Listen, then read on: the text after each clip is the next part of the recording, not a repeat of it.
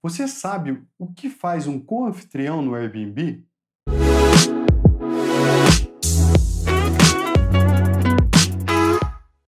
Olá, sejam muito bem-vindos novamente ao nosso canal. Meu nome é Márcio Braz. Eu estou discutindo diversos aspectos que causam dúvidas sobre o funcionamento do Airbnb.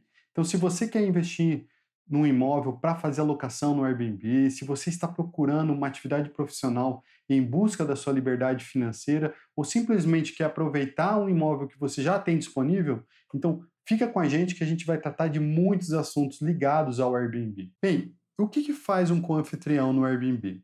Antes da gente entender o papel do co-anfitrião, eu acho importante a gente relembrar quais são os papéis do anfitrião no Airbnb. Então, se você cadastrou um imóvel na plataforma, seja porque você é dono desse imóvel e quer alugar pelo Airbnb, ou se você está alugando para uma outra pessoa, independente da razão, se você cadastrou esse imóvel, você passa automaticamente a ser o anfitrião desse imóvel. O papel do anfitrião começa com o cadastramento de todas as informações relativas ao imóvel, definição do preço, as condições de estadia, regras da casa, enfim, uma série de informações ligadas a como esse imóvel está funcionando e como ele vai estar apto a receber as pessoas. Então, começa por aí. Depois a gente avança para o processo de comunicação com o hóspede. Então, um interessado pode entrar em contato para tirar dúvidas, pode buscar fazer uma negociação do preço, enfim, ele vai querer saber mais informações e conversar com uma pessoa. Esse também é um papel do anfitrião, a comunicação com o hóspede, desde antes da reserva e durante toda aquela estadia. Também é responsabilidade do anfitrião coordenar a preparação do imóvel nos seus aspectos físicos, ou seja, providenciar a limpeza, providenciar o enxoval, garantir que a manutenção esteja em dia, enfim, tudo aquilo que se refere a deixar o imóvel pronto para alguém se hospedar, também é uma atividade do anfitrião. Ele também é responsável por tirar dúvidas durante a estadia e resolver quaisquer problemas que possam aparecer. Então, desde a parte mais online dessa história toda, né? Você ter que cadastrar lá, entrar no site, responder mensagens. Quanto à parte física, ela é responsabilidade do anfitrião. Pois bem, o que acontece é que muitas vezes o anfitrião é uma pessoa ocupada, uma pessoa que já tem uma outra profissão, enfim, que não tem condição de exercer todos esses papéis. Então, muitas vezes, ele vai precisar da ajuda de outras pessoas. Então, é exatamente nesse ponto, na hora de receber a ajuda, que entra o co-anfitrião. Então, o co-anfitrião foi uma figura criada pelo Airbnb para que possa ajudar o anfitrião a exercer todos esses papéis. Então, você pode convidar até 3 pessoas para se tornarem co-anfitriões do seu imóvel, ou seja, até 4 pessoas podem estar cadastradas no imóvel para coordenar todo esse processo. E você pode, enfim, selecionar e convidar qualquer pessoa, um amigo, um parente que esteja ali com mais tempo disponível que você, um profissional, uma pessoa que só trabalhe com isso, enfim, fica a critério do anfitrião convidar quem ele quer e com quem ele vai se dar bem para poder fazer e coordenar todo esse processo. São essas as atividades que podem ser compartilhadas entre o anfitrião e o co-anfitrião. Mas vale a pena dizer, e é importante dizer, que é possível fazer qualquer tipo de arranjo. Então, um anfitrião pode desejar, por exemplo, continuar com o controle da remuneração, com o controle do valor das diárias. Ele pode também optar por fazer a parte online, querendo continuar a falar com os hóspedes e deixar a parte física, né, coordenar a operação lá na ponta com o anfitrião. Isso permite, por exemplo, que muitas pessoas busquem e consigam fazer o aluguel à distância. Então, se você mora no Rio de Janeiro e tem um imóvel em São Paulo, você pode contar com o apoio do co-anfitrião em São Paulo, né, coordenando ali limpeza, preparação, manutenção do imóvel, enquanto você lá do Rio de Janeiro continua a atender seus hóspedes, trocar informações, cuidar da estratégia como um todo. E como se dá a remuneração de um co-anfitrião? É uma outra dúvida que muitas pessoas que querem começar a trabalhar como co-anfitriões me fazem. É uma pergunta que muitas pessoas me fazem. Bem, a remuneração vai ser combinada entre o anfitrião e o co-anfitrião, mais uma vez. E ela vai depender principalmente das atividades que o co-anfitrião vai exercer. Então, se o co-anfitrião vai cuidar de tudo, né, que é o processo completo, desde fazer o atendimento lá de noite, responder o hóspede, até ir lá e cuidar da limpeza, vai ser uma remuneração. Se você optar por deixar o anfitrião apenas com atividade física, é outra remuneração. Ou então, se você contrata um anfitrião para cuidar da operação física e outra pessoa para cuidar da parte online, vão ser 2 anfitriões, cada um com a sua remuneração. E tudo isso é passível de livre negociação. O Airbnb, importante dizer, não interfere nesse processo, não tem tabela de preço, enfim, fica a critério das pessoas. Então, às vezes você pode contar com o apoio de um familiar, do seu cônjuge, do seu irmão, alguém que possa ali te dar um apoio nesse processo. Mas, Márcio, tem algum padrão? Bem, o que eu vejo as pessoas trabalharem, né, na minha comunidade, eu trabalho em Brasília e acompanho mais de perto o Airbnb aqui na minha região e também lá no Paraná.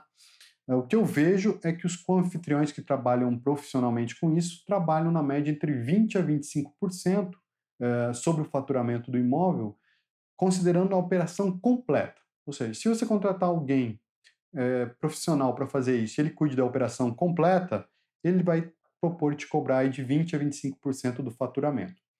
Alguns co-anfitriões também cobram as taxas de limpeza. Então, taxa de limpeza, para quem não sabe, é um valor que você cobra a cada reserva, né? É cobrado uma única vez a cada reserva e que se destina a cobrir ali as despesas que você tem, limpando o apartamento, com produto de limpeza, contratando uma diarista ou um serviço de uma empresa. E o que você gasta também com lavanderia para poder fazer ali a reposição do enxoval.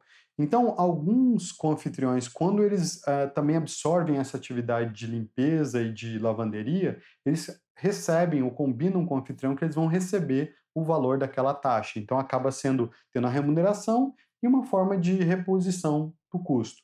Mas nada impede que o confitrião faça a administração e apenas apresente os custos para o anfitrião. Olha, a conta da lavanderia foi essa, a conta da diarista foi essa e o anfitrião pague diretamente. Então, isso é completamente negociado entre as partes. Então, é uma liberdade, mas ao mesmo tempo é uma dificuldade, às vezes, para quem está começando, não sabe direito ali quanto pedir, quanto começar. Talvez esse parâmetro, eu vou aqui fazer especular, venha ainda daquela ideia de que, principalmente imobiliárias, trabalham ali com uma taxa de remuneração normalmente de 10%, mais um primeiro aluguel. Então, como o co-anfitrião exerce mais atividades, ou seja, não é uma vez por mês que ele se preocupa, na hora de elaborar o contrato, ou seja, ele está ali todo dia praticamente se envolvendo, é cobrado uma taxa um pouco maior. E como se dá o pagamento do co-anfitrião?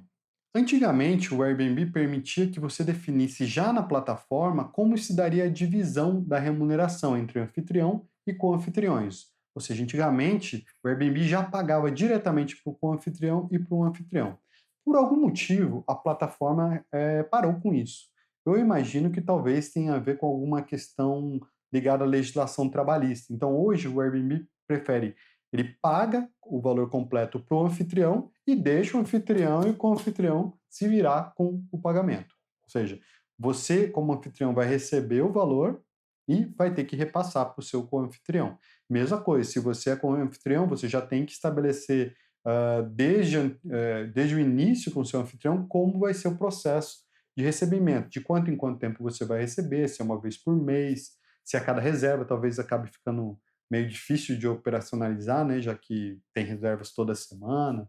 Então, assim, talvez uma vez por mês, uma vez a cada 15 dias seja uma boa maneira. Então, eu até recomendo que você estabeleça isso, independente de fazer pela plataforma, você também firme um contrato com o seu anfitrião estabelecendo quais são as suas funções, as suas responsabilidades, qual vai ser a sua remuneração e a forma de pagamento. Até porque, se vocês tiverem alguma dúvida no futuro, ou até algum desentendimento, ter o apoio de um contrato sempre ajuda a pacificar o entendimento entre as partes. E eu posso ter mais de um co-anfitrião? Sim, como eu comecei falando, você pode ter mais de um co-anfitrião. Você pode, inclusive, dividir as atividades entre eles, colocando, por exemplo, a parte online a cargo de um, enquanto a parte física fica por conta de outro. Então, o Airbnb permite que até 4 pessoas sejam responsáveis pelo anúncio, né? Você pode ter até você e mais 3 co-anfitriões. Então, estando dentro disso, você pode fazer a divisão da forma como você desejar. Você pode ter mais de uma pessoa responsável pela mesma atividade, enfim, fica a seu critério. É importante notar sobre esse aspecto é que tem uma figura que o o Airbnb chamou de administrador do anúncio. Essa é uma função que você deve reservar para você, que é titular do imóvel e que precisa ter o controle sobre a coisa toda. Por que que isso é importante?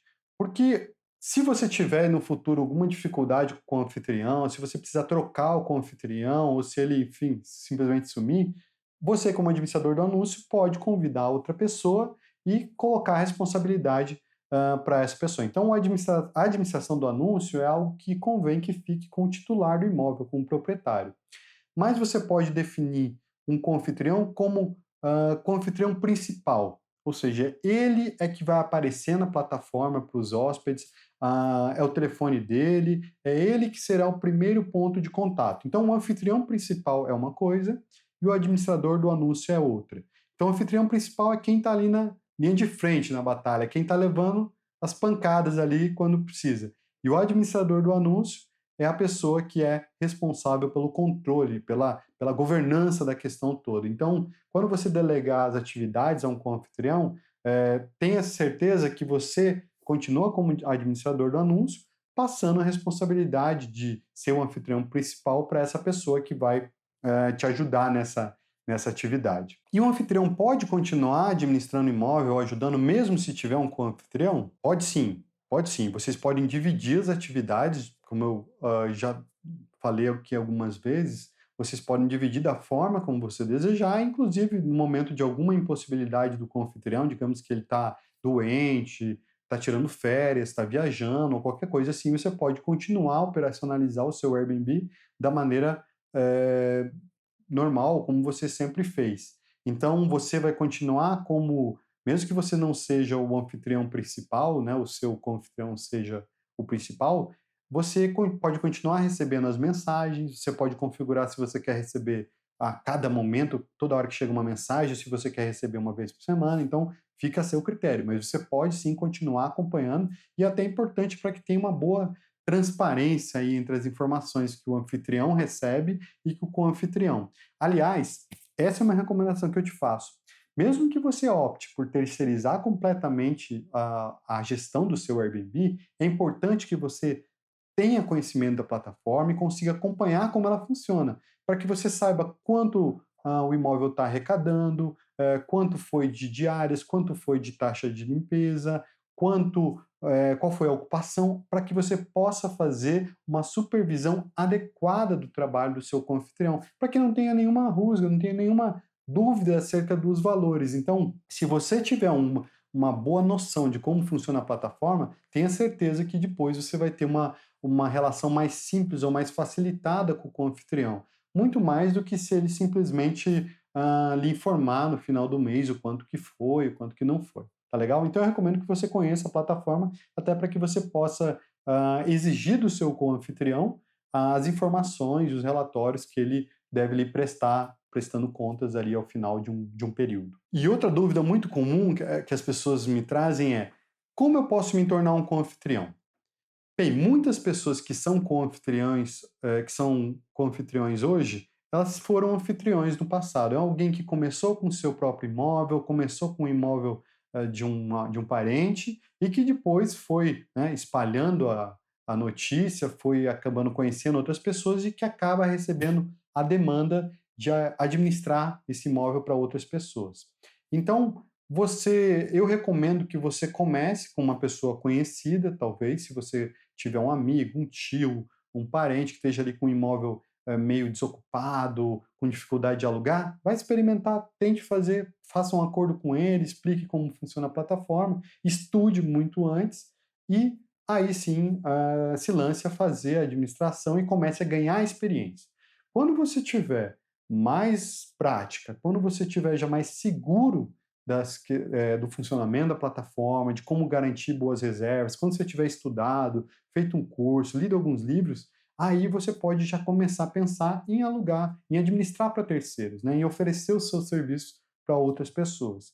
Então, a minha recomendação é: comece estudando, entenda o funcionamento da plataforma, seja um hóspede em outras acomodações da sua região, né, veja como funciona, como é que é o processo de reserva, como o anfitrião te tratou. Então, tenha essas experiências para que depois você comece a atuar de maneira mais ampla ou em maior escala para outras pessoas. E aí é hora de, né, começar a falar, olha, eu sou co-anfitrião e estou administrando imóveis, e você pode começar a crescer, né? Esse processo de crescimento pode ter alguma dor, né, até que você administrar um imóvel não é igual a administrar dois, que é diferente de administrar cinco. A cada vez que você aumenta a operação, você tem que ir estruturando melhor os seus processos. Então, você vai crescendo com tranquilidade, com segurança, para não prejudicar a nenhum cliente e não prejudicar também nenhum hóspede. Será que um co-anfitrião pode se tornar um profissional da hospitalidade? Será que ele pode abrir uma empresa, um negócio para cuidar disso? Sim, é possível. Eu vejo que muitos co-anfitriões ou alguns co-anfitriões passam a administrar para tantas pessoas que acabam trabalhando só com isso, né? Ainda é uma atividade ligada ao imobiliário, é uma atividade que permite que você escale, que você atinja uma boa remuneração sem ter o compromisso ali das 8 às 18. Você vai ter muito trabalho sim, muitas vezes até fora desse horário, é importante dizer, mas permite que você possa crescer. E a partir de determinado momento faz sentido você formalizar e abrir uma empresa. O Airbnb permite que empresas se cadastrem para trabalhar como co-hosts ou como co-anfitriões também. Então, uma empresa pode ser responsável por administrar o Airbnb de outras pessoas. Aí você vai poder contratar outros funcionários, você vai poder fazer compras que estão acessíveis, né, a determinadas empresas somente para pessoa jurídica, você vai poder abrir uma conta pessoa jurídica, ter acesso a determinadas linhas de crédito, enfim. Aí você passa a trabalhar e poder trabalhar um outro patamar. Até porque também tem as questões tributárias que são diferentes da pessoa física para a pessoa jurídica. Então, em determinado momento, conforme você vai ganhando corpo, vai ganhando mais clientes, faz sentido, de repente, você consultar seu contador, consultar a sua rede de conselheiros, aí, as pessoas que te ajudam, e de repente caminhar rumo à formalização e abrir uma empresa.